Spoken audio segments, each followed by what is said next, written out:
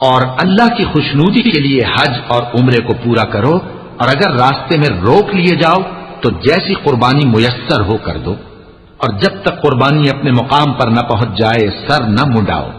اور اگر کوئی تم میں بیمار ہو یا اس کے سر میں کسی طرح کی تکلیف ہو تو اگر وہ سر منڈا لے تو اس کے بدلے روزے رکھے یا صدقہ دے یا قربانی کرے۔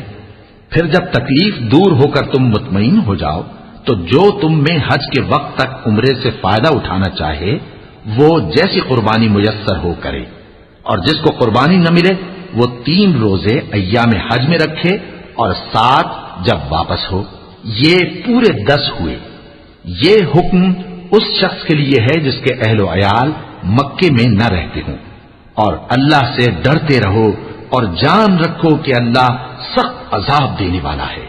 حج کے مہینے معین ہیں جو معلوم ہیں، تو جو شخص ان مہینوں میں حج کی نیت کر لے تو حج کے دنوں میں نہ عورتوں سے اختلاط کرے، نہ کوئی برا کام کرے اور نہ کسی سے جھگڑے، اور جو نیک کام تم کرو گے وہ اللہ کو معلوم ہو جائے گا۔ اور زاد راہ یعنی رستے کا خرچ ساتھ لے جاؤ، کیونکہ بہترین زاد راہ پرہیزگاری ہے۔ اور اے اہل عقل، مجھی سے ڈرتے رہو، اس کا تمہیں کچھ گناہ نہیں کہ حج کے دنوں میں بذریعہ تجارت اپنے پروردگار سے روزی طلب کرو۔ اور جب عرفات سے واپس ہونے لگو تو مشعر حرام یعنی مزدلفہ میں اللہ کا ذکر کرو، اور اس طرح ذکر کرو جس طرح اس نے تم کو سکھایا، اور اس سے پیشتر تم لوگ ان طریقوں سے محض ناواقف تھے۔ پھر جہاں سے اور لوگ واپس ہوں وہیں سے تم بھی واپس ہو، اور اللہ سے بخشش مانگو، بے شک اللہ بخشنے والا ہے، رحمت کرنے والا ہے۔ پھر جب حج کے تمام ارکان پورے کر چکو تو مینا میں اللہ کو یاد کرو جس طرح اپنے باپ دادا کو یاد کیا کرتے تھے، بلکہ اس سے بھی زیادہ۔